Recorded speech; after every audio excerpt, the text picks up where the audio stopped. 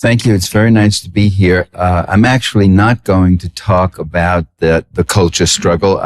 Some of the material in there, I will be addressing myself to. The book actually um, deals with the whole idea of how you look at culture. How do we define culture? And culture is often looked at. I'll say a few words about the book because it entrees into what else I want to say here. Culture is often looked at in academia, at least say among anthropologists, as the accretion, the accumulation of past solutions and practices and traditions and things of that sort. Um, what I argue in the book, which, by the way, the book has the virtue of brevity. It's only 140 pages, but I think it's full of a lot of good examples and arguments and such. Even if I got to say so myself, what I argue is that culture, in fact, is a very indeterminate thing. It's subject to change, and it's a highly politically charged thing. Culture,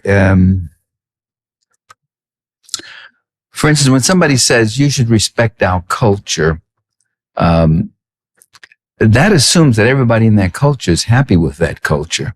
Do you respect a culture where, let's say, 13-year-old girls are in effect sold into marital sexual slavery, or where one is subjected to enforced clitoridectomy, or where indentured labor, some other culture where indentured labor is used in a certain way, or this culture, all the things that we find that are wrong, where militaristic ventures are glorified, and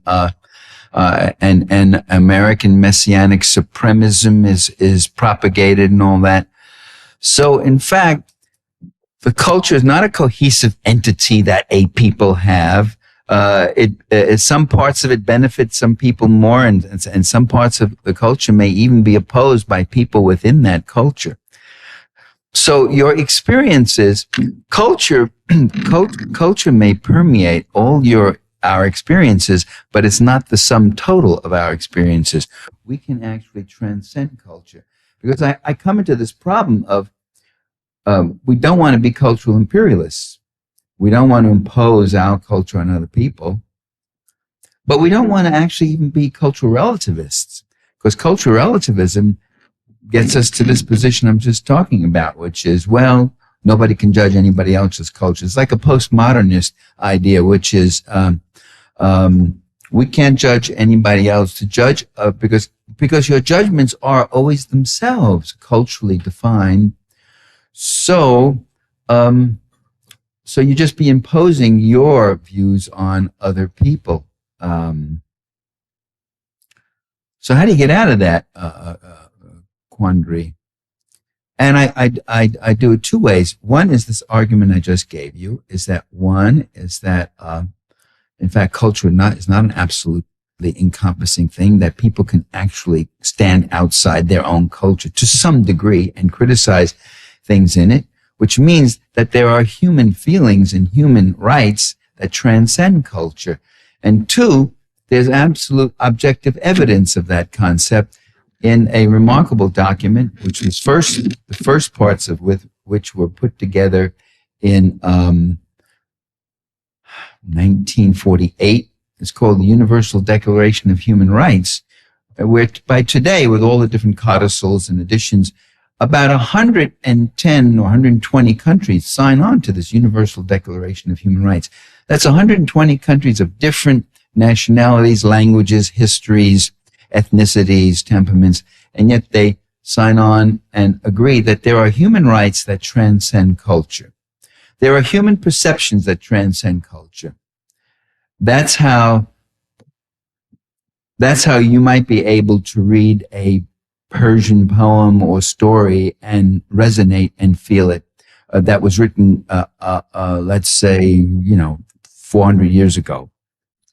That's how you're able to read Goethe or Shakespeare, different culture, different time, different this, and yet there are we may miss something. There are things we may not get. There are things lost in the translation. But you can get the basic human thing there. So that's what the book deals with. And some of that I would treat tonight by talking about some things about race, gender, and class, how to think about class, and then relating that to how these politico-cultural things relate to present day situation we face. That's the other thing I stress in the book about culture. It's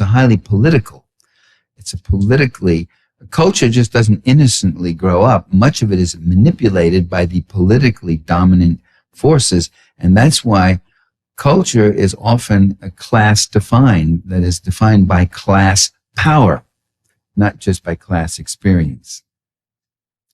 Now, there's nothing wrong with treating class, race, gender, and culture and other such things as distinct from each other. In many respects, they are. The mistake is to consider them unconnected, that they're always mutually exclusive, that if this thing has to do with race, then it doesn't have anything to do with class, or if it has to do with gender, then it's a distinct. Now, by the way, there are sometimes distinct concerns, life and death concerns, which might at the core have purely racial or gender fixed problem to them. But much of our race, gender, class, or cultural experience is linked to each other. They're interrelated and may be part of the same overall systemic dynamic. Let's take class, because I do think it's the crucial factor regarding certain issues, not all issues. There are two ways of looking at class. Not class as such is not, and I'll tell you why, but class power is the crucial factor. It's very crucial for anybody who wants to urge people onward in their perceptions and criticisms in this society. Because in this society, class and class power are just about almost blotted out. You can show people a whole film about class power and they'll say, "Oh, I didn't see that. No, oh yeah, oh, now that you mention it." It's amazing how this will happen. That Americans I'm talking about American intellectuals are almost trained not to talk about class. So I want to talk about class because I still haven't been housebroken on this issue.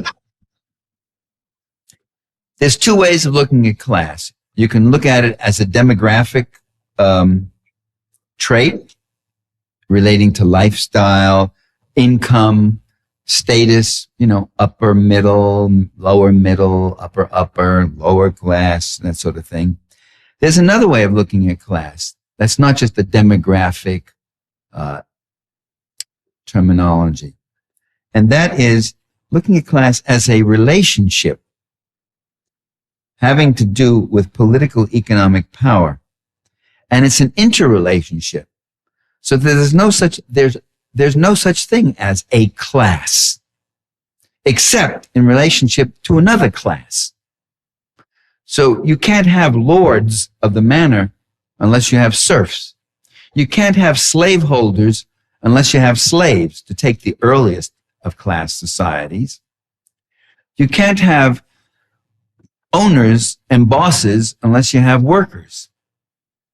That they define each other in a relationship. And you can't have equality of different classes.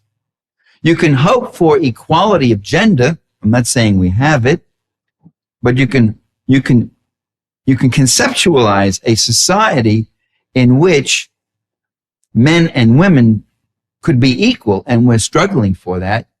You can conceptualize a society where people of different ethnic groups, African American, Latino, Euro American, all the various ethnic groups, Euro American, Asian American. So You can conceptualize a society where all those people could live in equality and peace and mutual respect. Again, I'm not saying we've achieved that, but we're struggling for those things. But you can't do that with class. By definition, you can't say we'll have a class, we'll have a society where the rich capitalists and the workers are equal together, which is what they tell us we do have already. You see, that's what they say. Oh, we're all just regular old Americans. You, me, Rupert Murdoch, David Rockefeller, Bill Gates, and all that. Because, you see, the interrelationship in classes, not only do they define each other, but the interrelation, it's an inherently unequal relationship by definition. And the inequality comes from its relationship to a third set of factors. To a third factor, I mean. And that is the means of production. The mines, the factories, the railroads, the media, the this, the that, the companies, the corporations. What's the relationship to the wealth of the nation? To who controls the wealth of the nation? One group owns all those means of production, distribution, and accumulation of capital. And the other group has only one thing to sell in that market where so many things are being sold, and that's their human labor. I got to get a job, that's called.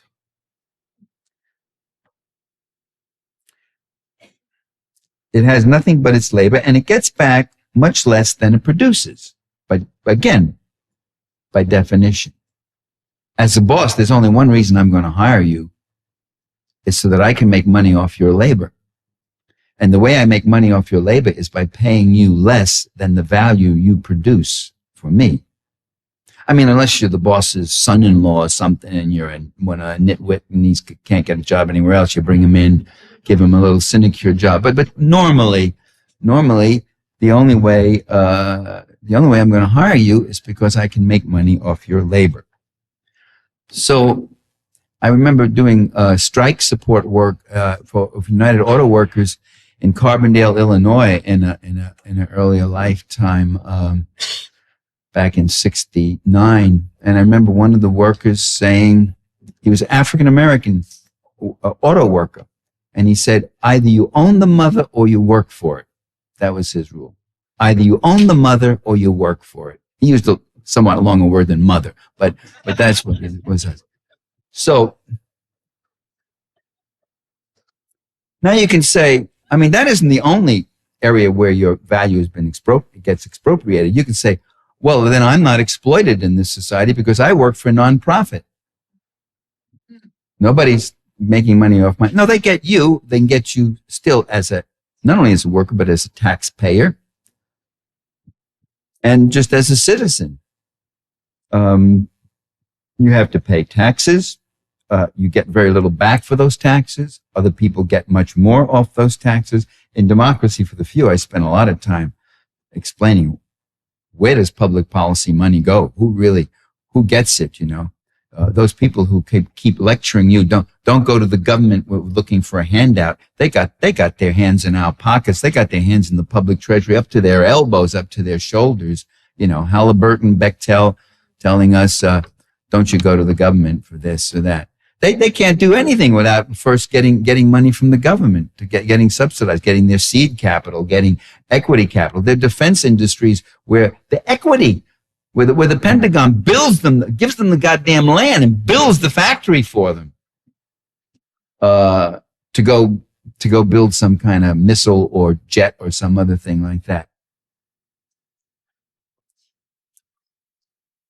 So they're constantly blackmailing and extorting from us.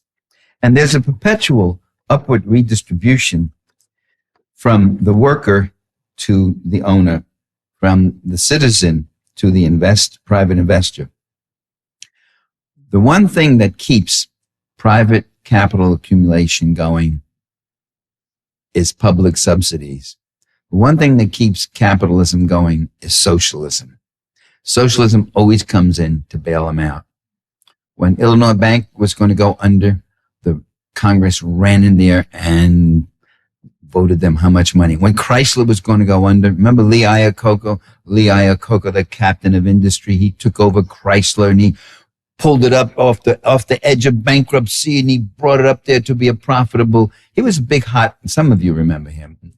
I even see some of the younger people nodding. Well, that's good. No, it's good to know there's at least some continuity of information and political experience.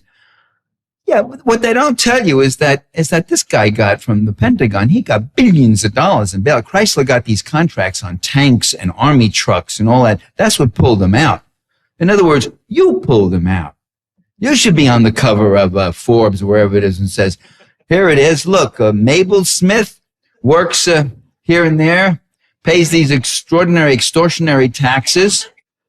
And you know the taxes you pay. Do you all remember? You can remember that far back. You remember that very first paycheck you ever got in your life? Remember when you got that check and you said, there must be some mistake here. This is supposed to be for 2 weeks, but it looks like it's only for 1 week. And they say, no, here, look on the other side. See what you got for that. You took off that. So you're exploited even if you work for a nonprofit, okay? So what we're talking about here is not just class, not upper middle class, professional class, blue collar, white collar, inner city, the elderly, the seniors. We don't even want to use class at times, so we make up all these other terms, you know. We're talking about class power also.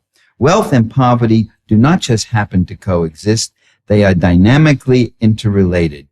Wealth creates poverty, and the labor of the poor create the wealth. You can't have rich people without having poor people.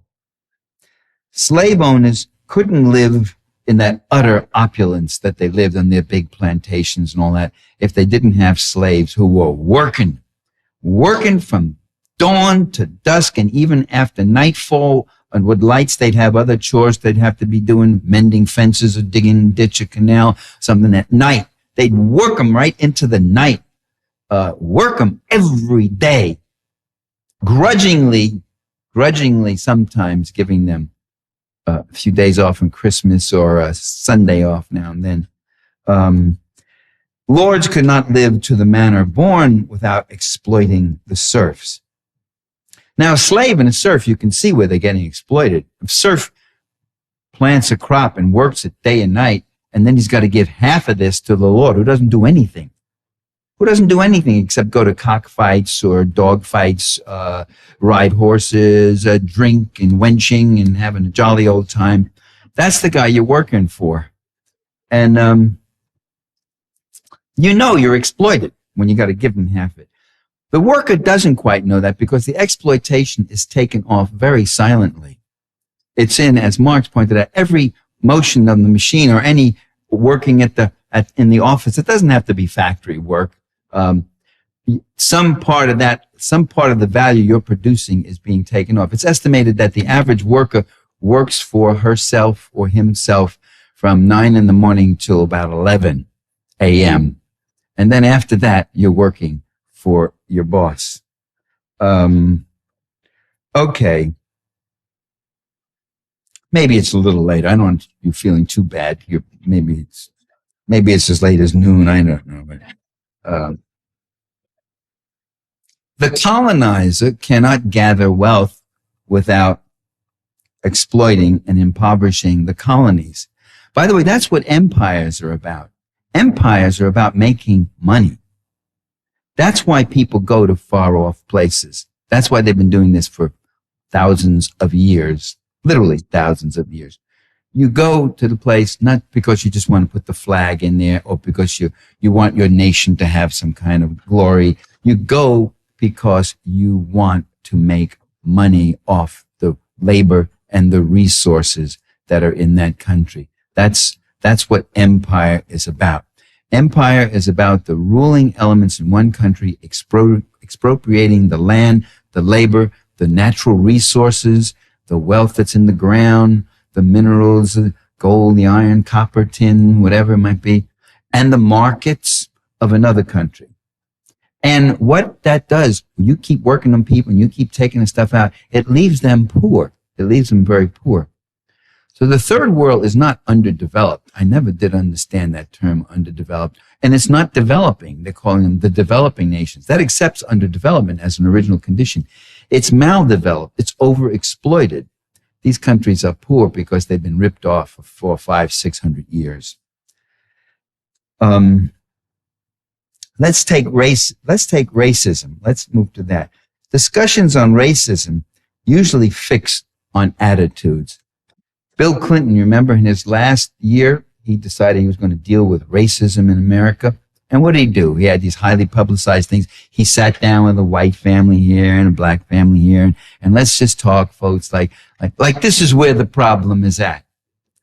And some of the problem is there. People feel this bad way, and we got to cleanse their hearts and minds. But we should also keep in mind the larger system of power and interest that sustains racist attitudes. That's why we should speak not only of attitudinal racism, but of institutional and systemic racism. That is, an institution can be racist in effect, even if its officers claim no such racism in intent.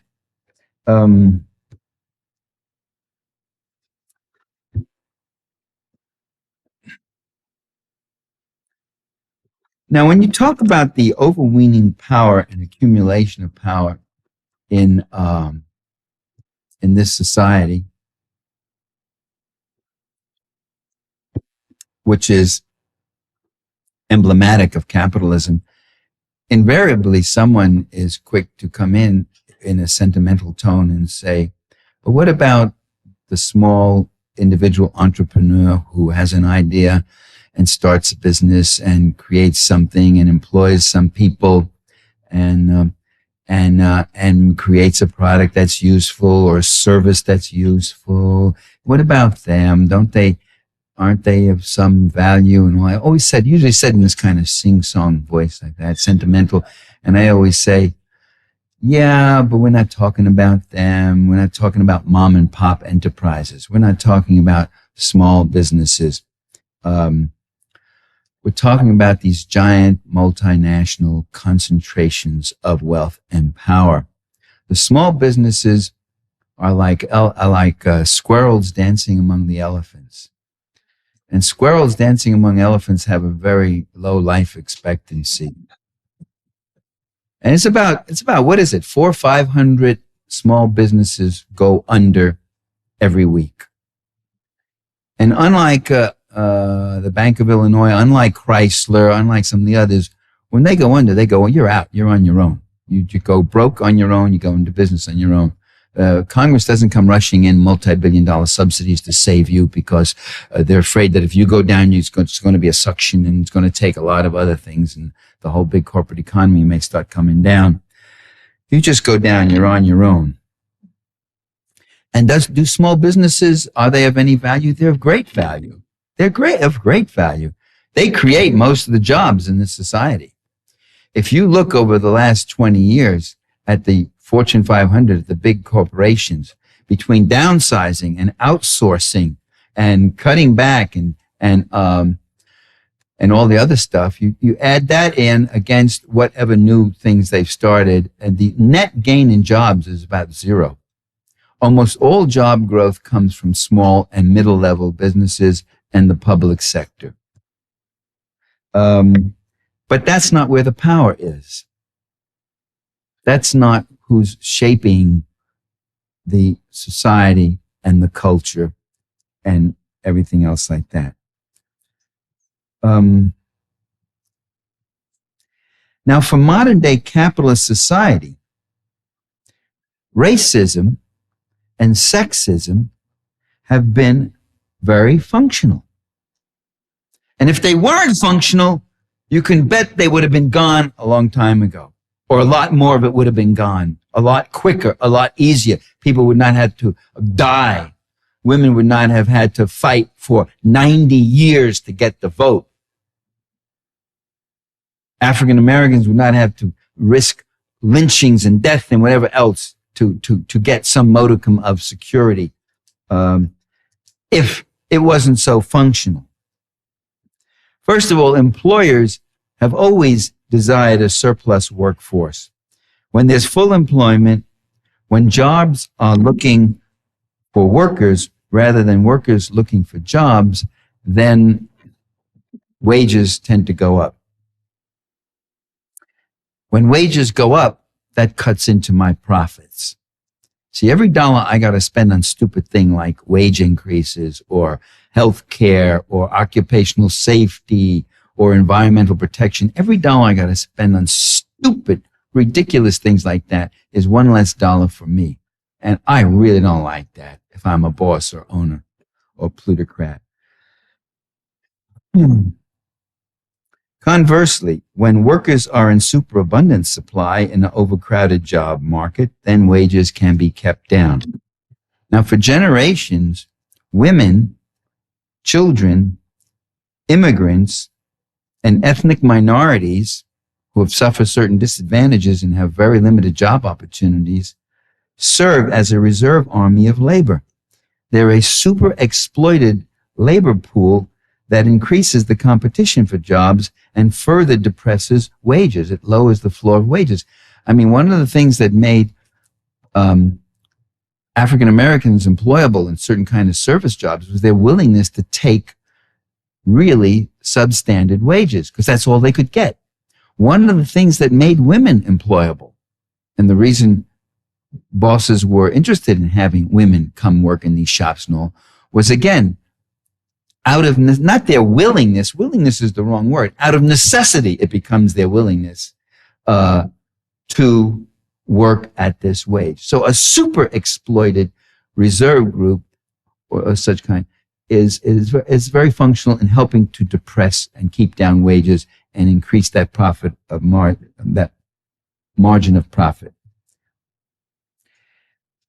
Racism and sexism also serve class power as a divisive force.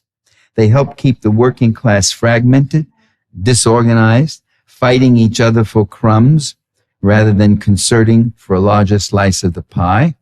And the most successful unions have been the ones like United Auto Workers and others, machinists, others, that have overcome the racism in their ranks and get black and white and whatever other groups together so that they could work with unity and have an effective impact. And the same with sexism, you know, busy beating your wife instead of organizing to beat your boss, which is what you really should be doing, and directing your anger and energies toward. Economic elites, by the way, are very aware of this, and they consciously discourage working class unity and incite inter-ethnic competition. This is as old as Plato and Aristotle. There's a passage in Aristotle's Politics in Book 1 where he advises the slaveholder. He says, ancient Greece was a slave society. He says, if you have a work crew of slaves, make sure they're of different nationalities and they can't speak each other's language. I mean, there, right? Is there in that great, marvelous book of political philosophy that we all read? What's happening to the sound of this? Is it still on? Oh, there it is. Is that?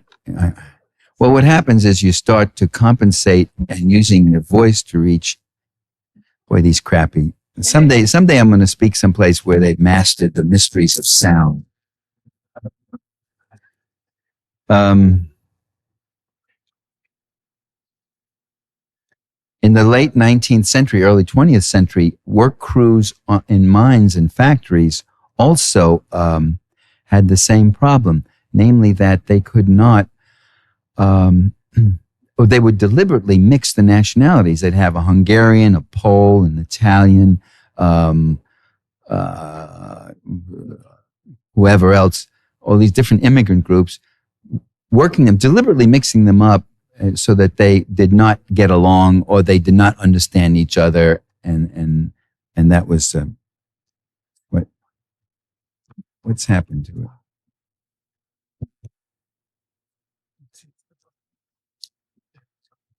it. Uh, is, I, yeah, is that right? Oh, when I move that, is that, it's got to be up as far. Is it on now? I don't, yeah? I don't know. I want to point out that racism has to be taught to people that in 1600s in America, you had indentured servants, Native American Indians, they were called Indians mistakenly, and African slaves here, runaway slaves. They would actually form communities, all three groups. They often were working under the same miserable conditions, and they developed friendships.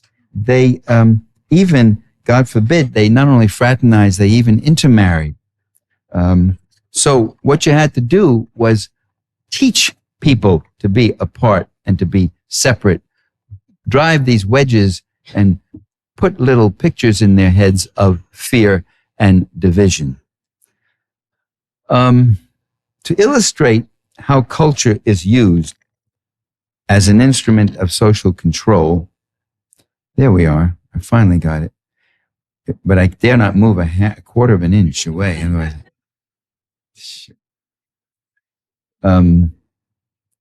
Let's look at the political scene in this country a little more closely right now. Because what we're seeing is a plutocratic resurgence, a reactionary force that's in power right this time. They're not conservatives. They are reactionary. A conservative is someone who resists any kind of social advancement and social change because he wants to maintain conserve his existing privileges.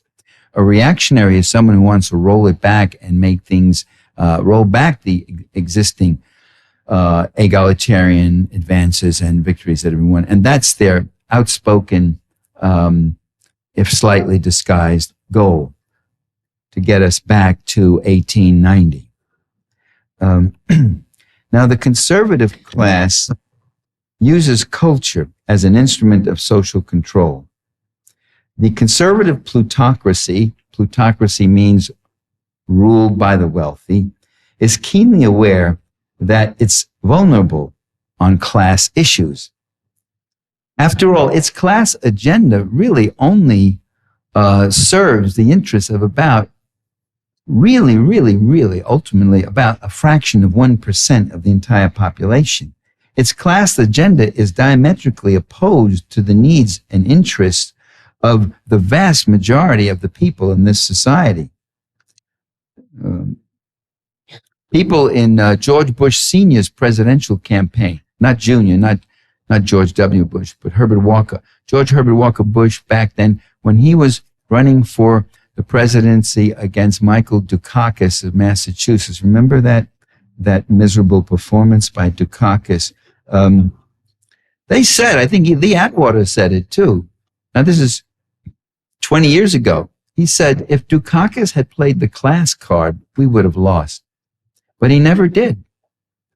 The Democrats are terrified at the prospect of playing the class card. Because their greatest fear is being found too far out left. So they're always sucking up to the middle, to the right, and moving in. They're always saying, you see them on those talk shows, oh, we don't differ that much. Well, we agree, really. We really have a lot of agreement here, blah, blah, blah. You never see the reactionary saying that. He's never saying, oh, we agree. Oh, that sort of thing. Oh, I'm on your side. We're really on the same side. You know, that sort of thing. Dukakis he didn't do that. He spent the whole goddamn campaign talking about his leadership abilities. I believe in leadership. I'm going to bring leadership. And everybody's saying, well, you talk about what's on everybody's mind, the issues, the problems we're facing and all that. So he never played the class card. Meanwhile, the Republicans played the Willie Horton card, soft on crime. They played the Gulf War card. They played the abortion card. Not the Gulf War, that started later on, but they would play the threat of terrorism card. They were playing all that stuff back then too. The reactionaries, they hit on two tactics. The first one is to conjure up alternative issues, which are sometimes called cultural issues. Oh, cultural issues are very important in this election. I even saw a Sunday talk show once. It was with William Buckley and about 3 or 4 of his right-wing cohorts. And they were sitting there and they were very consciously saying that conservatives have to explore and bring forth cultural issues that resonate with the people and move away from these limited bread and butter issues. Now, if you decode that, they're saying we don't have a chance on class, really, if we really tell people what we want to do to them. We want to cut your wages. We want to cut back on your human services. We don't want to give you health insurance, this and that. But we do have a chance if we get them involved and concerned and worried about feminism, the gays, the blacks getting everything, and you're a poor, hardworking white guy, you never get anything, and all that sort of thing. And so they've been doing that now for a couple of decades, or about 3 decades, playing on these issues. One big one is a godsend in the last election was gay marriage. I mean, that was just throwing them raw meat. Oh, thank God, manna from heaven. There it was, keeping people distracted and up in arms about denying rights to other people.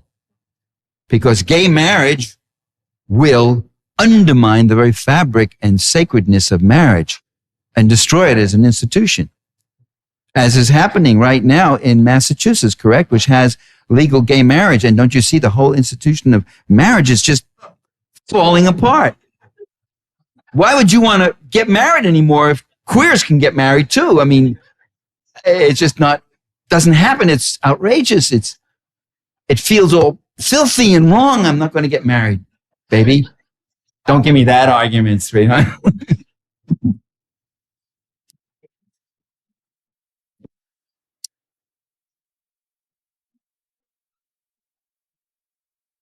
Flag burning. There's another burning issue. Congress, the U.S. Senate, right, just a few months ago, almost passed a resolution to start the constitutional amendment process to make desecration of the flag a felony, put it in the Constitution. And that's an urgent issue there again. I mean, most of my clothes are singed by these flag burners. I can't walk down the street without flag burners doing it. I was at the airport and some guy was burning a flag. It almost killed several of us, right? Don't you live in constant terror and fear of these flag burners all over the place? I mean, this is an issue that we have to wake up America about. The importance of it is something. Well, abortion, that is an important and a real issue. Do you know? But that is the perfect example of the manipulative agenda that is being used. If anybody says, oh, what do you got, a conspiracy theory? You think they really deliberately propagate these issues and all that, you know? I say, okay, they don't really deliberately propagate these issues. They just seem to propagate these issues continually, incessantly, without relief, okay? Now, whether they intend to or whether they do it in a fit of absent-mindedness, you choose. But 30 years ago, conservatives and right-wingers were for abortion. Ronald Reagan signed one of the most liberal abortion laws. You're living in the state where it happened. George Herbert Walker Bush Sr., George the First, when he was in Congress, voted for an abortion bill. It was only later on when they began realizing that they could use this issue, that, their arguments then were that the poor have too many kids, they're on welfare and this and that, and they should get abortions and so forth. Then they began to realize that it was a deeply divisive issue, that they could, they search for divisive issues. Oh, Parenti, stop being so cynical, paranoid, conspiratorial. No, they do. They call it that too. They call them wedge issues. How they can cut in and take a piece of your constituency and win support. And that's what they did. They discovered that it's a lifestyle issue, that many middle Americans resented the new liberality, the sexual liberality, the idea that women could have birth control, that they could have sex without the responsibilities of pregnancy, or when they get pregnant, they can get an abortion and that sort of thing. Catholics who were heavily Democratic voters in those days, they felt strongly against abortion, and as did poor white Southern fundamentalists. So abortion suddenly became a holy crusade. Suddenly these people were getting up and talking about their concern for human life in the womb. They just say about Ronald Reagan, he was concerned about human life for the first 9 months. After that, he cut the women's infant children feeding programs. He cut, family assistance. He cut school funds and all that. He didn't care about human life once the fetus was born. Only when it was in the mother, then it was a sacred, hypocritical issue.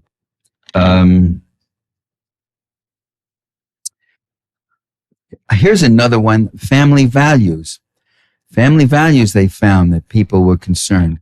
Family values is in contrast to some of the things you see on TV, like Sex in the City, or some of those other shows where people just seem to be living lives of libertines and living very well indeed, too, and not raising children and not showing, not with their noses to the grindstone the way we are. And you look at the family value proponents, Newt Gingrich, who divorced his wife to marry his secretary, who he had been already doing, and comes to his wife on her bed, hospital bed. You remember that? She had cancer, to get her to sign the divorce papers. There's your family values guy. And some time later, about 6 months later, it was reported in the paper, this big, the column. Imagine if it had been a Kennedy or a liberal or a progressive, but that big, it said she had to go to her church for support for her and her children, for his children too. So these are the family value guys. They're the biggest bunch of hypocrites there are.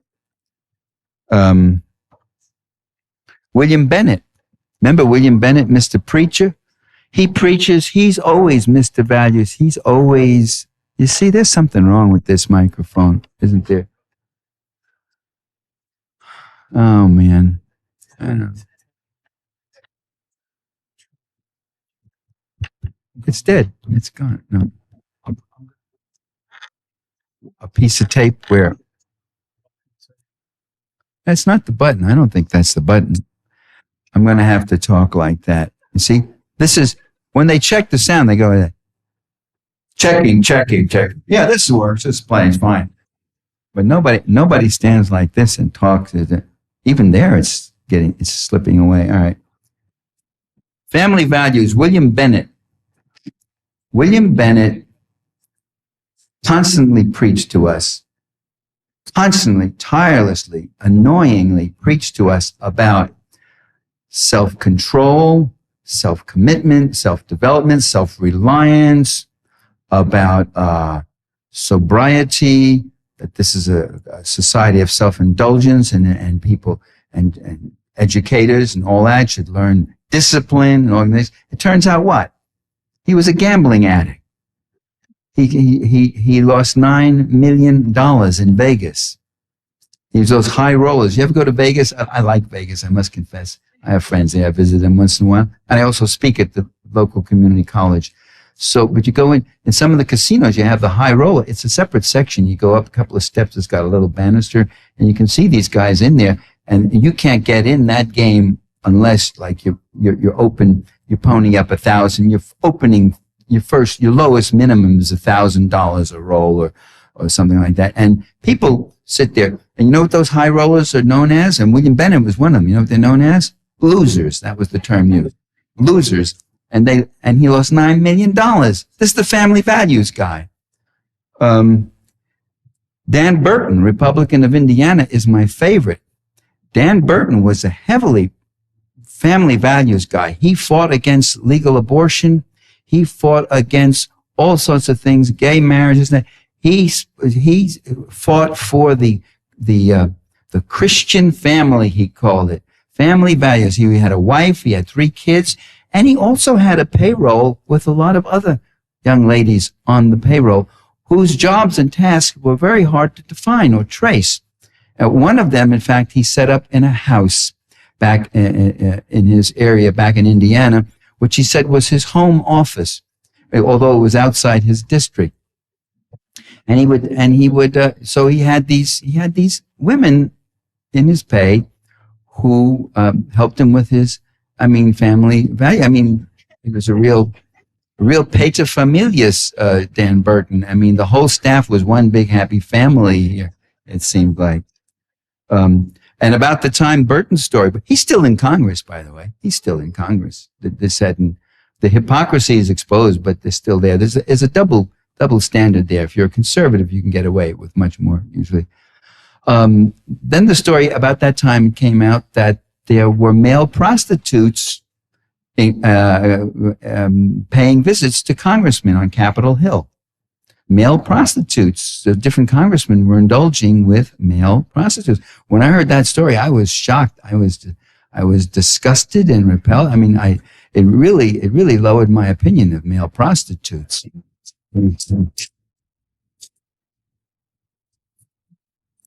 Who are, after all, hardworking guys,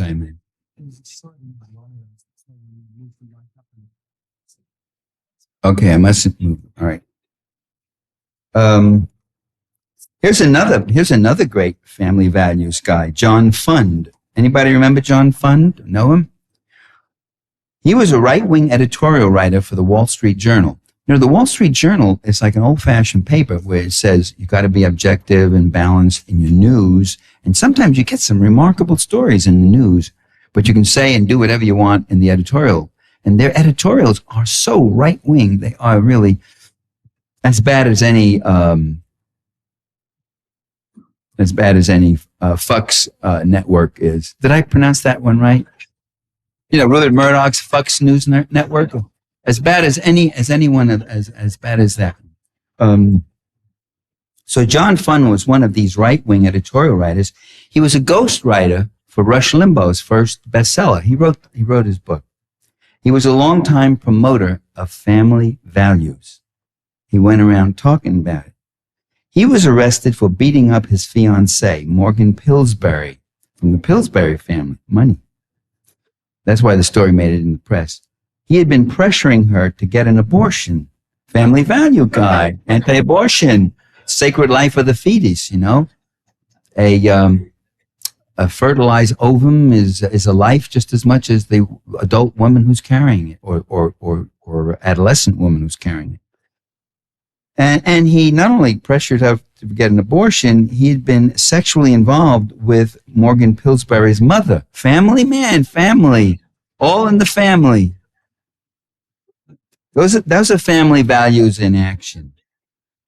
Do you remember George Roach of Hillsdale College? That's the one that sends out all these right-wing statements. They always have these right-wing speaking agendas. George Roach he always got up and talked about, it's a Christian college. It's the only one in America that does not accept federal funds because federal funds come with an attachment of equal opportunity, no racial considerations and all that sort of thing. And since they refuse the government telling them what to do, they have this. So they've got this right-wing conservative Hillsdale College, and they always have people who come in and talk about decency and family values and civility, and George Roach was, as president of the college, was a great propagator of that until he had to resign because his daughter-in-law, who he had been having sex with regularly, his son's wife. He'd been sleeping with his son's wife, and she was now found dead, shot through the head, declared a suicide, although last I heard the police were investigating, and they were questioning George Roach's son as a suspect murderer. I went on the internet, I checked, look, I can't even find anything. Do you know, George Roach just died. Do you know what Hillsdale did? They put a whole thing up and did a whole obit on him about what a great, beautiful guy. Never mentioned this. Oh, by the way, he did have to resign Hillsdale. No, I haven't touched this microphone and now the sound's. Well, I'm glad you guys are enjoying it.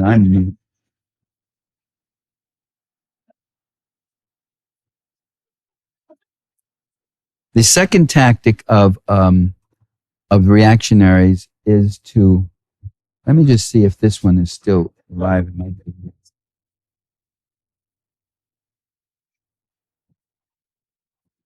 The second,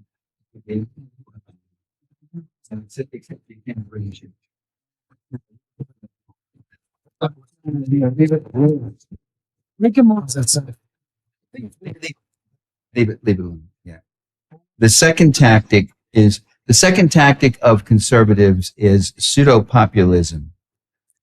That is, they literally hijack class issues. They talk about the liberal latte elites, and those people versus honest, regular folks. So they literally use a left-wing populist idiom, and they're using it. They use it. Tom Frank was written about this. Thomas Frank in Kansas gives the example of that happening. Those elites, those intellectuals who look down on you regular folk and all that. Well, we, the Republican Party, speaks for the ordinary, regular, middle Americans. So they conjure up a class struggle, not only in terms of, but only in terms of lifestyle issues. The Democrats, they say they speak for the intellectual snobs, the media elites, the alternative lifestyle people, the gays, the feminists, irresponsible and dangerous elements in the minorities, and so forth and so on. A bolder variation of this pseudo-class struggle by the reactionaries is to employ outright lies about economic issues. That's the simplest way. And this goes back, from Nelson Rockefeller to George Bush Jr. today, you can see that outright lies. We want to cut your taxes. How many people here have seen a dramatic decrease in their federal income taxes since George Bush is in? He talks about how much well, you're not in the right bracket, I think. If you're up in that fraction of 1%, you would have seen very substantial increases. But you see, he doesn't say that. Outright lies. We're cutting your taxes. The Democrats just want to tax you. Meanwhile, they're taxing. We're for working families. Yeah, and they cut assistance to family. Family assistance programs have been cut. You get a better deal from us, less inflation, less wild spending of your tax dollar. These are all false. All false. There have been record deficits. Inflation is there. Real wages are not keeping up. Wages not keeping up with inflation in the last 5 years. NPR radio, I heard this statement made by a commentator not a few years ago. Quote, if you remove fuel, food, and housing from the equation, there has been very little inflation in recent years. You remove a few more things and inflation disappears altogether. But that's a very interesting mode of analysis, isn't it? How far can you carry that? Can you apply that in other areas, that kind of mode of analysis? If you don't count the last 15 years, none of us have aged that much.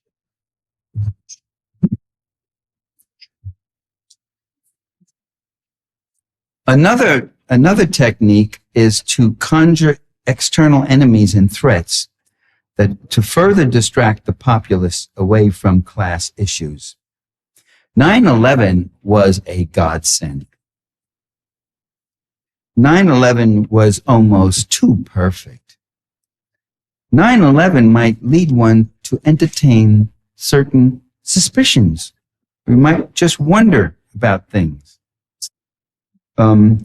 Now, whether you have a conspiracy theory about 9/11 of the kind that was put out by the media and the White House, a conspiracy theory that says that some Saudi Arabian young men hijacked these planes and had planned to drive them into the White House, that's a conspiracy. That's what conspiracy means.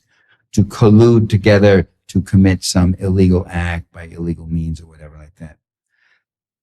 Either you have, whether you have that conspiracy theory, or you have another conspiracy theory that it was an inside job, a false flag operation, like Tonkin Bay or the like, the sinking of the Maine, whatever, to create a casus belli and an international crisis and to get the people excited, frightened, and rallying around you. You must allow that 9/11 did serve the reactionaries so very well. And in their plan, in their secret plan called Rebuilding America's Defenses, I am only one of about 11 million people who got hold of this plan. It's right there on the internet. You know, when people say to you, what do you got, a conspiracy? I said, no, what conspiracy? Well, you're ascribing to them these and that. I said, I'm not ascribing anything to them. It's on the goddamn internet. They go to Project for a New American Century, and they published a thing, and they said, the American people are not going to go along with an agenda of perpetual war as we want, an agenda of global wars and such, so that the U.S. can maintain a superpower position unless they are driven into it by some catastrophic danger like Pearl Harbor. They said that. Well, you must allow that it served the reactionaries very well. And Project for a New American Century is not just some obscure group. You know who were members of it? Dick Cheney, Donald Rumsfeld, Paul Wolfowitz, Elliot Cohn, Elliot Abrams, Jeb Bush, Richard Pearl, all the people you love. And they were now in power. Well, at the very least, I would say this, at the very least, if you don't want to get into all the 9/11 stuff, at the very least, you got to say that the evidence very strongly suggests that the administration knew something was up. What I just said, I realize as I said it, is an incorrect statement. It doesn't suggest, it states explicitly. The August 6th memo that the CIA sent to the White House stated explicitly that a terrorist attack of very serious scope was coming. And you remember Bush's response? I saw him. I listened to him on TV. He said, yeah, they told us there would be an attack, but they didn't say when or where or how or why. Excuse me, are you the president or something? So what? So you went to Texas for vacation? Are you the president or something? You only act when it's served to you on a platter and the exact time and date with photographs and whatever else is provided? Don't you start doing things? Don't you put people on alert? Don't you at least tell the airlines? And they didn't. It didn't even alert the airlines, didn't even alert airports that there might be something coming up. And as a matter of fact, they did tell them where, when, how, to some degree. They said when. Soon. They said how. It would involve hijacking passenger planes. They said where, major metropolitan areas. And they even said who. They said Al-Qaeda, whatever Al-Qaeda is. Where is Al-Qaeda these days? Why aren't they? That's the real mystery. Why aren't they doing more of these things? It's an odd thing, isn't it? Isn't it? The conjuring of external threat also allows for a war against Iraq. I say allows for because, again, Project for New American Century had targeted Iraq and said we should invade and occupy Iraq. That was something that the Bush Jr. administration was dedicated upon, talked about doing and wanted to do before 9/11. But Iraq is a disaster of policy. Iraq, you can't say that helps the interests of the empire. Well, is it really entirely a disaster for the guys at the top? Multi-billion-dollar contracts to Halliburton, Bechtel, and over 100 other corporations, an immense source of profit and accumulation for corporate America, a single greatest bonanza for corporate America in generations, since the last war maybe, I don't know. All compliments of the U.S. taxpayer.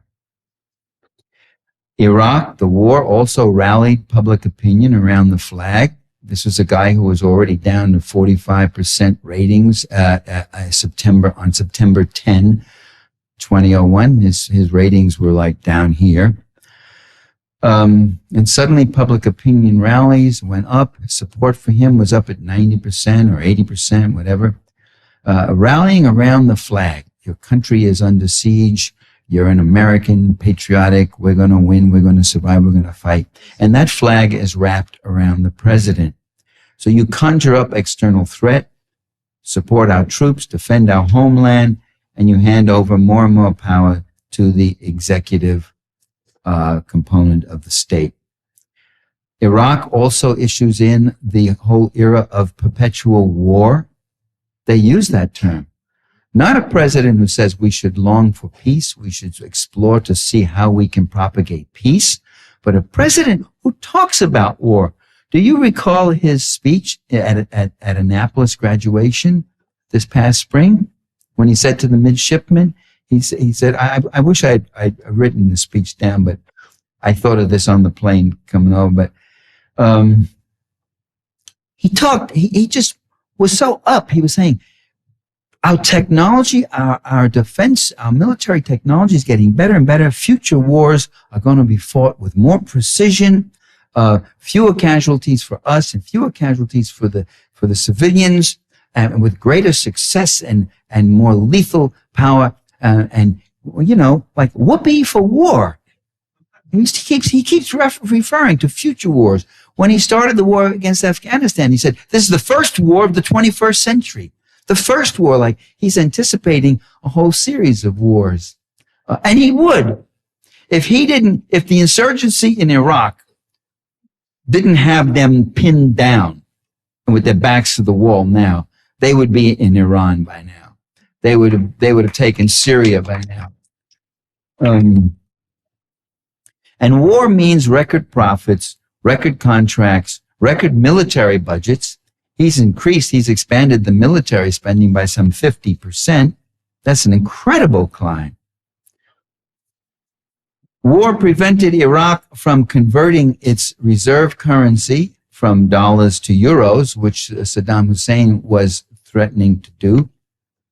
If nations no longer accept the US dollar as the reserve currency, that could bring disaster for U.S. trade and imports and for the dollar itself.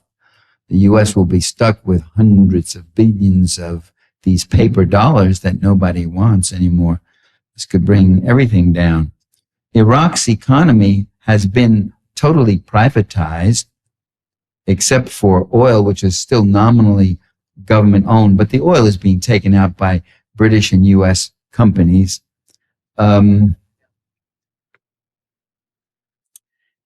The economy under Saddam Hussein was totally state-owned.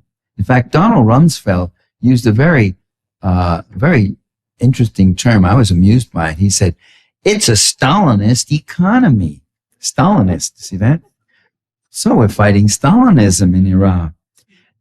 The U.S. had a commission set up before the invasion of Iraq, before February and March 2003. They had a commission set up expressly to privatize the Iraqi economy. That was in 2002. That is a central goal of the global free market empire, to take any country that is self-defining, self-developing in any way and turn it into a totally privatized, totally deregulated component of the free market global system.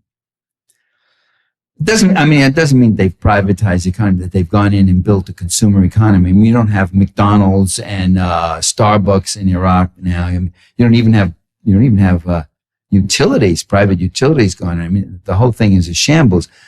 So they haven't built the alternative economy, but they haven't built the privatized economy, but they destroyed this alternative one.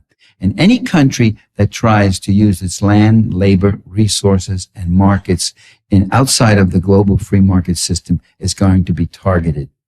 And its leaders will be called thugs, and will be called enemies of the U.S. and hostile to us and all that. Any country does that, and they will be targeted. And the people in their fear will rally around their leaders to save them. U.S. intervention in Iraq also wiped out all the oil contracts with Russia that Saddam Hussein had set up with Russia, China, France, Italy, and a few other countries. The U.S. and the British are getting the oil. Seems like old times, like 1957 again. They're only taking out about half as much as they could potentially get, and some of that is because the oil lines get blown up and that sort of thing. But they're still getting it. They're getting it. And by the way, they're not even marketing much of that. They're keeping it off the market. That's often one of the things they want to do. Keep it off the market, keep the oil supply scarce, keep the prices up. Prices now, as you know, are down, and they're guaranteed to stay down at least until November 7th. Election day, after election day, you can hold on to your wallet again. And finally, the occupation of Iraq, had it gone right, it would have established a strategic place in the Middle East. It would have did wipe out one of Israel's potential opponents. I say potential because Saddam Hussein, who was a ruthless killer and a murderer and was put in by the CIA, a fact that the media has total amnesia about. Everybody in public life have total amnesia that Saddam Hussein was CIA during the most murderous, torturous, brutal part of his career. He was working for the CIA. But not a word of that. Not a word of that now. But he also showed sympathy for the Palestinians and all that, and probably gave them funds and all that. And when I was in Baghdad, I stayed at the what's called Hotel Palestine. So that's all gone. And Iraq, Iraq is a hub. If you look at the map, it borders the most important countries there: Iran, Saudi Arabia, Kuwait, Turkey, Syria, Jordan. Right there, you got the control of that. You got a lot of leverage, and you got a lot of points, attack points, or whatever. Now, all of that explains why the U.S. went into Iraq, but not why they're staying. I mean, I think some of it does explain why they're staying. I just had this discussion with my son today, who just got back from Afghanistan. He said, well, why are they staying? Now that I think about it, well, that does, because the contracts are still coming in, the military spending is still coming in, and all that sort of thing. But the other point is they really are stuck now. They are faced with a policy that is failing desperately. They're caught, but the costs are not that great. The political costs are not that great, really. It's still a rallying point. It's still their theme, which is terrorism. And the only reason we're not getting attacked now is because we're still pursuing it there. We got to stay the course. They're going to hang on indefinitely. There's no massive peace movement and resistance. They're losing 10, 12 soldiers a week. Richard Nixon lost 110 a week. That's when it was a problem. And there were hundreds of thousands of people out on the street. Look at Afghanistan. It's entirely a failure as an undertaking. It is really done. And you remember the Republicans, just when they had that debate in the Senate about getting out of Iraq, one after the other on message. We mustn't cut and run. We mustn't cut and run. We can't tuck our tail between our legs and run. We can't cut. Well, that's what he's doing. That's what George Bush today is doing in Afghanistan. He's cutting and running. He cut the number of troops in Afghanistan. He just day before yesterday, took 12,000 American troops in Afghanistan and put them directly under NATO command. Now, how often does a U.S. commander, U.S. president do that? Directly, not coordinated with NATO, not working within there, not the prime force, but under NATO non-American command. So, let the wimpy Europeans take the rap if this whole thing goes down the tubes. Every development project in Afghanistan is ended. There's nothing they're doing. There's zero security. Zero. And the Taliban are resurging all over the place. So in both those countries, force and violence has made things worse and more horrible than ever. The NATO troops, my son who just got back from Afghanistan, as I say, the NATO troops, most of them are staying in their barricades, not really patrolling. So I think I've gone on much too long, haven't I? All right, well, I just got too much here, I realize now. What we're seeing over the last 30 years is a really reactionary campaign to roll back the gains of the 20th century. They preach the ideology of plutocracy, which is the ideology of the free market, that the free market will bring you all sorts of blessings. The goal is to elevate corporate property rights to a level above all other human rights, and they do that with free trade. That anything you try to do for the economy, for the environment, for this, for people, protections, regulations, all that, that violates free trade treaties, then it's out. So the property investment right is being elevated to an unanswerable status. They've made liberal a dirty word. They developed an ideological reactionary mass media networks. CBN, Fox, 100 of right-wing radio talk shows every week. And those talk shows, those politicians, these leaders, they're always on message. They always have a polemical point and they're driving it home. You don't see that. You don't see that among the moderates. The moderates are too busy trying to show that they're moderate and balanced and they're not pushing too hard. Larry, you see it on Bill O'Reilly. That guy, any issue that comes up, he is hitting and hitting and hitting home his view of the world. He has a whole Weltanschauung, whole view of the world, and he is driving that home. And every one of these guys are doing that. You don't see that on Larry King. Larry King, what is he busy doing? Showing off his suspenders and interviewing this person and doing a little fluff here and a little fluff there. And can you honestly say what his politics are, if he even has any? He does have politics. He had Warren Beatty on one day, and he said, "What's the favorite movie you have? What's your favorite movie of all the ones you made?" And Beatty said, "Reds."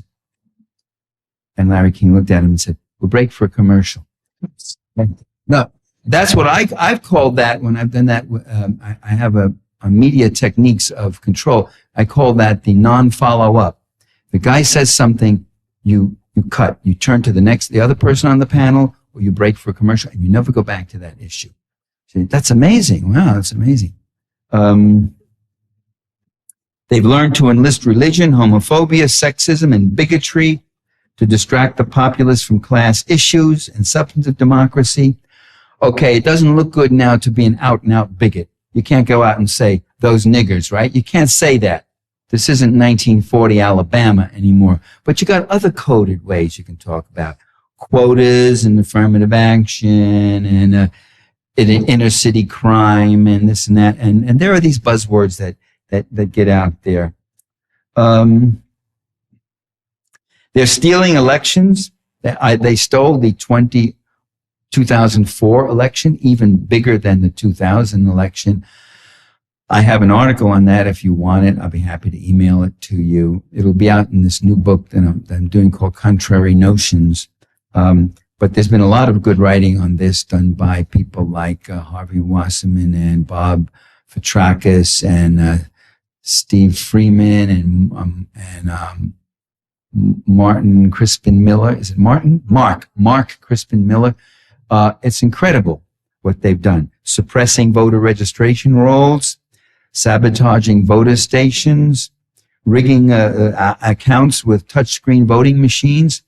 In the state of Nevada, I was telling some friends today, in the state of Nevada, John Kerry lost every county that had touchscreen voting machines. Every county, and every one of those counties. Could you open a door over there, please? Open door, because it's sweltering hot in here. Every one of those counties, it correlated with nothing else, not income, ethnicity, past voting patterns. It didn't. The only thing it correlated with was these voting machines.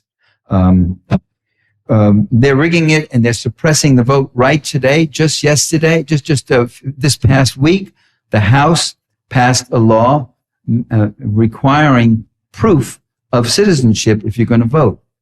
Well, low-income people, elderly, others, a lot of us don't have, unless you have a passport or unless you can find your birth certificate somewhere.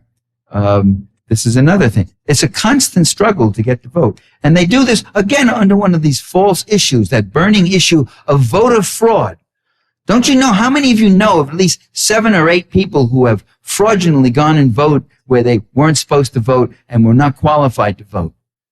Raise your hands. Come on. Bunch of lefties or something. Cameras, please note, no hands went up.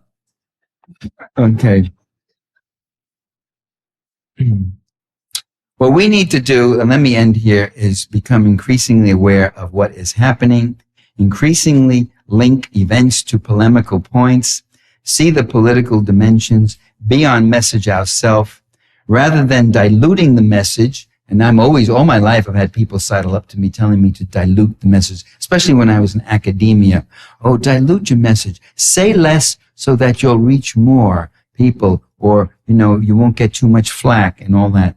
No, don't dilute your message. Press it with militancy, with dedication. Cross all those lines. Cross those parameters of respectable opinion into unrespectable opinion. The major media pretty much belong to conservative forces. Let me prove that by just a question. The things I said tonight about imperialism and class, have you ever heard any of that on CBS, NBC, ABC, or Fox News Network? Or any of the other fucks that were involved in the media, mainstream media? Have you ever? Yet reactionaries do believe that the media are liberal. First, that's a way of keeping the media on the defensive. Keep accusing them of being liberally biased. That keeps them on the defensive. And they're constantly leaning over, like all liberals are doing, sucking up to the conservative. No. Oh, well, let's hear from you. No, I understand what you're saying. Yeah, well, you got something in what you're saying. You never hear those other guys saying that to us. And second, they really do feel that way at times because the news does report things that are disturbing to them, like the war in Iraq and all that.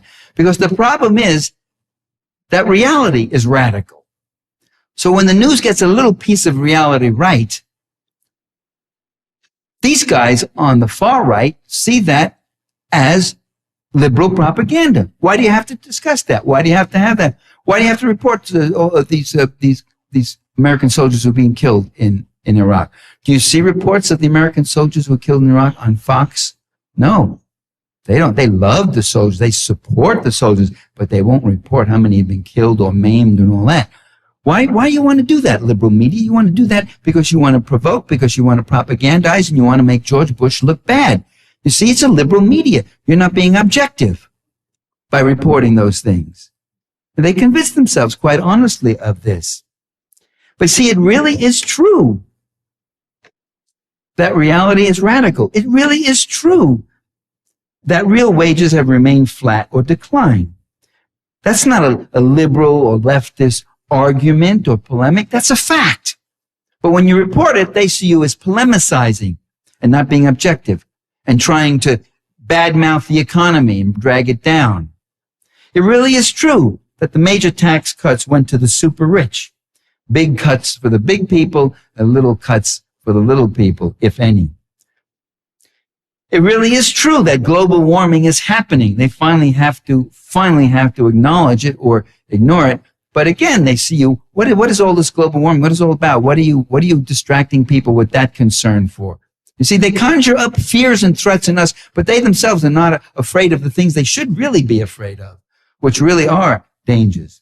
It really is true that 45% of Americans do not have health insurance. And if you don't have a health insurance and you can't pay for health insurance, that means you can't even afford a doctor. And if you can't afford a doctor when you're ill, you have real problems and real troubles. And one could go on. So we mustn't retreat from that message. Let's educate ourselves, propagate our message, organize, agitate with uncompromising militancy. Thank you very much.